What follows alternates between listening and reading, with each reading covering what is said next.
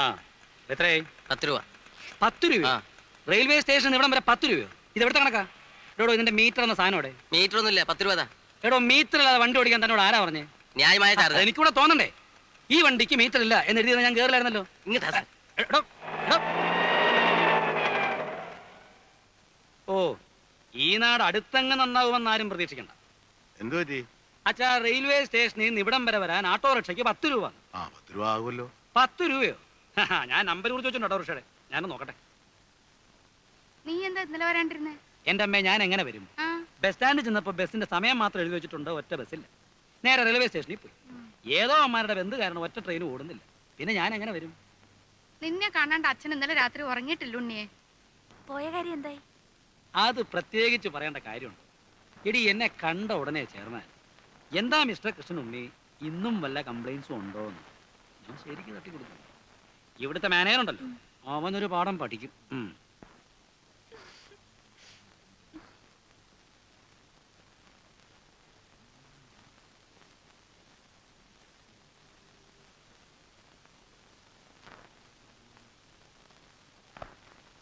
Railway ticket okay, bus charge okay, autorickshaw അയ്യോ 10 രൂപ, അതും ഓക്കെ.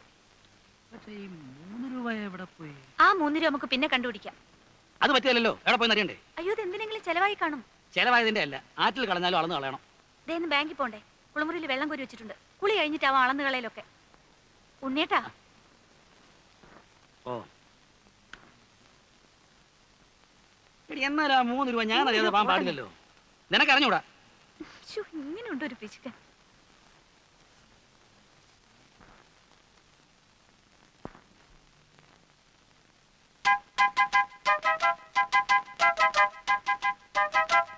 ഇവിടെ വാടാ, ഇങ്ങോട്ട് വാ. അവിടെ നിൽക്കാൻ. അമ്മേ, അമ്മേ, നടക്കാൻ അങ്ങോട്ട്, നടക്കാൻ. ഇത് കണ്ടോ, കുറെ നാളായി യവൻ ഈ പണി തുടങ്ങിയിട്ട്. എന്റെ ഈശ്വര, ഇതും തുടങ്ങിയോ? യവനെ ഇനിയിപ്പോ എന്താ ചെയ്യാ? അയ്യോ അമ്മ, ഇത് ഇന്നോ ഇന്നലെ തുടങ്ങിയതല്ല. 2-3 ദിവസമായി ഇവൻ അടുത്തൂടെ പോകുമ്പോഴൊക്കെ ഒരു ബീഡിയുടെ നാറ്റം. അയ്യോ, ഈ ഉണ്ണിയേട്ടൻ കള്ളം പറയുന്നത്. ഞാൻ ഇന്ന് ആദ്യമായിട്ട് ഒരു കുറ്റി വീടി വലിച്ചു നോക്കുന്നത്. ഉണ്ണി മേലാ വീടി വലിച്ചിട്ടുണ്ടെങ്കിൽ നിങ്ങളൊക്കെ അവന് ചീത്തയാക്കുന്നത്. ഇപ്പതേ കുറ്റിപീടി, നാളെ മുഴുവൻ പീടിയാകും, മറ്റന്നാൾ സിഗരറ്റാവും. അച്ഛാ, ഒരു പാക്കറ്റ് സിഗരറ്റ് എന്ന് വെച്ചാൽ രൂപ എത്രയായി? കാശ് കിട്ടാതാവുമ്പോ അവൻ എന്റെയോ അച്ഛന്റെയോ പോക്കറ്റ് നിന്ന് കക്കാനും തുടങ്ങും. ഒരുത്തനെ കള്ളനാക്കാൻ ദേ ഇത്രയൊക്കെ മതി. ഇനി അവൻ ചെയ്യത്തില്ല ഉണ്ണിയേട്ടാ. ഗോപു പോയിരുന്നു പഠിക്കും. ഇതുകൊണ്ടൊക്കെ തന്നെ ഞാൻ പറഞ്ഞതിന് ഡ്യൂട്ടികളും അയക്കണ്ടെന്ന്. വേണ്ടാത്ത ദുശീലൊക്കെ പഠിച്ചു വെക്കാൻ. ഉണ്ണിയേട്ടാ, പോയി കുളിക്കാൻ നോക്കൂ. സമയം എത്രയെന്നറിയോ? ചെറിയൊരു കാര്യം കിട്ടിയോ അത് ഊതി വലുതാക്കാൻ. പണ്ടേ സ്കൂളിൽ പോകുമ്പോ വഴി കിടന്ന വീടി കുറ്റിയെടുത്ത് വലിച്ചതിന് ഞാൻ തല്ലിയ പാട് ഇപ്പോഴും അവന്റെ തുടയിലുണ്ട്. ആ ആളായിപ്പോ അച്ഛന്റെ സ്വഭാവം തന്നെയാ മക്കൾക്കും. അത് ശരിയാ, അമ്മ വീടി വലിക്കല്ലോ.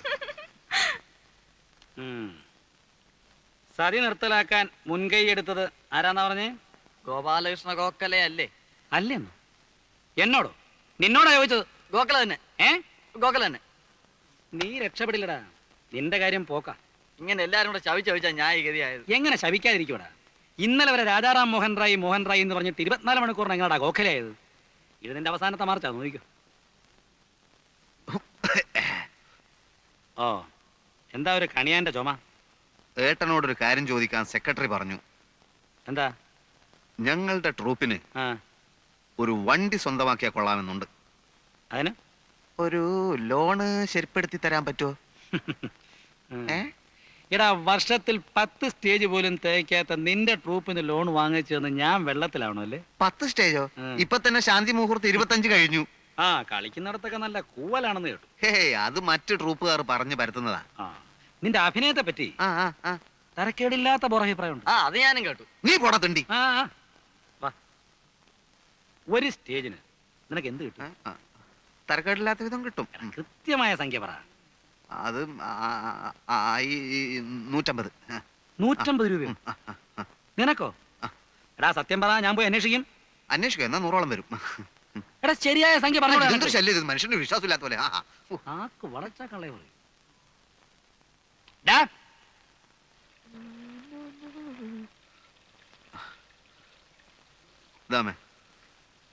വച്ചടാ, ഇവിടെ ഇപ്പൊ വലിയ അത്യാവശ്യമൊന്നുമില്ല. കുഴപ്പമില്ല, എന്റെ ആവശ്യത്തിനുള്ളതൊക്കെ ഞാൻ എടുത്തിട്ടുണ്ട്. അടുത്ത സീസൺ ആവട്ടെ, ഞാനിവിടെ ഒരു കലക്ക് കലക്കും. പല വലിയ സമിതിക്കാരും എന്നെ വിളിച്ചിട്ടുണ്ട്. മാസത്തിൽ 30 ദിവസവും കളിയുള്ളവര്. ഓ, മാസത്തിന് 30 ദിവസം ഉണ്ട്, എനിക്കറിയാം. നീ പോയി കുളിച്ചിട്ട് വന്നേ, എന്നിട്ട് എന്തെങ്കിലും കഴിക്കാൻ നോക്ക്. എന്റെ അമ്മയെ ഇന്നലെ വടകരയിൽ ഞങ്ങളെ നാടകം കാണാൻ ഒരു സിനിമാ പ്രൊഡ്യൂസർ ഉണ്ടായിരുന്നു. ഉം. ഭാവി എന്താന്ന് പറയാൻ പറ്റില്ലോ, ചിലപ്പോ എന്റെ ചിത്രവും ചുവരിന്റെ മേലെ വരും. പോടാ, പോയി കുളിക്കടാ.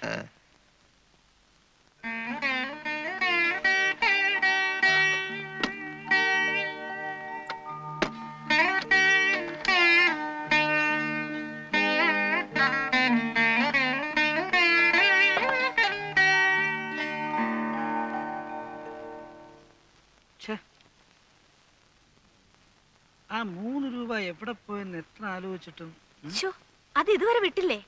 കഷ്ടം. ഞാൻ തരാം 3 രൂപ. അതിന്റെ അല്ല, ആ രൂപ എവിടെ പോയി എന്നൊന്ന് അറിയണ്ടേ? എടേ, നിനക്കൊക്കെ ഒരു വിചാരമുണ്ട് ഞാൻ വെറും ഒരു പിശുക്കനാണ്. അല്ല, ആണെങ്കിലേ നീ ഇപ്പൊ ഇടാറുള്ള മാതിരിയുള്ള വേഷവും പൂഷവും ഒന്നും ഇടുകയല്ല. വീട്ടുചെലവിന് വേണ്ടി മാത്രം മാസം 1000 രൂപ ഞാൻ കൊടുക്കുന്നുണ്ട്. അല്ല, നിനക്കിവിടെ എന്തെങ്കിലും കുറവുണ്ടോ? കുറവൊന്നുമില്ല. ആ, പിന്നെ മിണ്ടാണ്ടിരി. പക്ഷേ എന്തോന്ന് പച്ചേ പറ. കല്യാണം കഴിഞ്ഞിട്ട് കൊല്ലം 3 ആയി. മനസ്സിലായി. നീ പറഞ്ഞു വരുന്ന എന്താന്ന് എനിക്ക് മനസ്സിലായി. എടീ, ഒരു കുഞ്ഞുണ്ടാകുക എന്ന് പറഞ്ഞാൽ ഇപ്പൊ പണ്ടത്തെ പോലൊന്നും അല്ല. ഒരുപാട് കാശുള്ള ഏർപ്പാടാ. പ്രസവം തന്നെ പെണ്ണുങ്ങൾക്ക് ഇപ്പൊ ഒരുമാതിരി ഫാഷനാ. ആവശ്യമുണ്ടെങ്കിലും ഇല്ലെങ്കിലും മാസാമാസം ഡോക്ടറെ പോയി കാണുക, അവർ പറയുന്ന വില കൂടിയ മരുന്നുകൾ വാങ്ങിച്ച് കഴിക്കുക, പ്രസവത്തിന് 1 മാസം മുമ്പേ നഴ്സിംഗ് ഹോമിൽ അഡ്മിറ്റ് ചെയ്യുക. ആ, ആദ്യം എൻ്റെ പ്രമോഷനൊക്കെ ഒന്ന് ശരിയാവട്ടെ, അത് കഴിഞ്ഞിട്ട് മതിയടി നമുക്കിതല്ല. പ്രമോഷൻ കിട്ടുമ്പോഴേക്കും നമ്മൾ മൂത്തുകാരിക്കും. എന്തിന്? അടുത്ത കൊല്ലം ഞാൻ ഓഫീസറാ, പിന്നുടനെ മാനേജർ. ഒരു ബാങ്ക് മാനേജർ എന്ന് വെച്ചാൽ ആരാ? ദേവേന്ദ്രനായിരിക്കും. ആ, ഏതാണ്ട് അതുപോലൊക്കെ തന്നെയാ. ഈ ഉണ്ണേട്ടിനെ കൊണ്ട് തോറ്റു.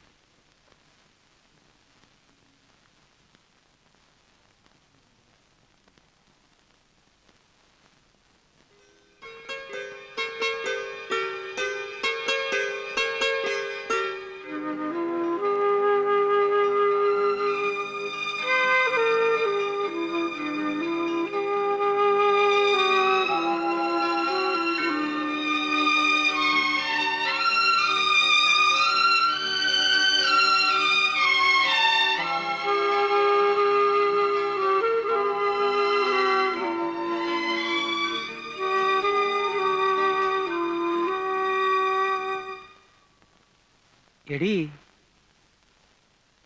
ആ 3 രൂപ ഞാൻ ഹെഡ് ഓഫീസിലെ പ്യൂണിന് ചായ കുടിക്കാൻ കൊടുത്തതാ.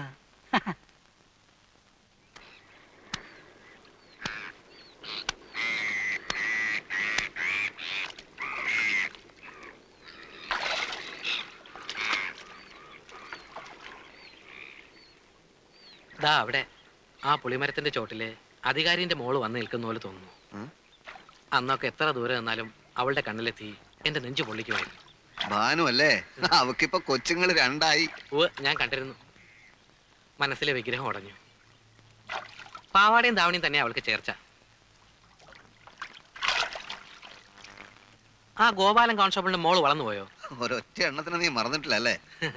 മരുഭൂമി കിടക്കുമ്പോ ഈ ഓർമ്മകളൊക്കെ അല്ലേടാ ആകെ ഒരു മരിപ്പച്ച. പിന്നെ നിന്റെ ട്രൂപ്പില് നല്ല പെൺകുട്ടികളൊക്കെ കാണുമായിരിക്കല്ലേ? എന്തിനാ? അല്ല, ഞാനൊരു നാടക ട്രൂപ്പ് തുടങ്ങട്ടെ. ഉദ്ദേശം?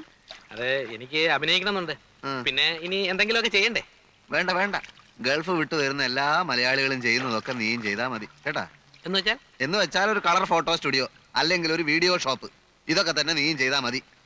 അഭിനയം എന്ന് പറയണത് അല്ലെങ്കിൽ നീ ഒരു കാര്യം ചെയ്യും, നീ ഒരു സിനിമ എടുക്ക്, എന്നെ നായകനാക്കിയിട്ട്. അങ്ങനെ തൊലയാൻ ഞാൻ തീരുമാനിച്ചിട്ടില്ല. എന്റെ അമ്മോ, മുങ്ങിയ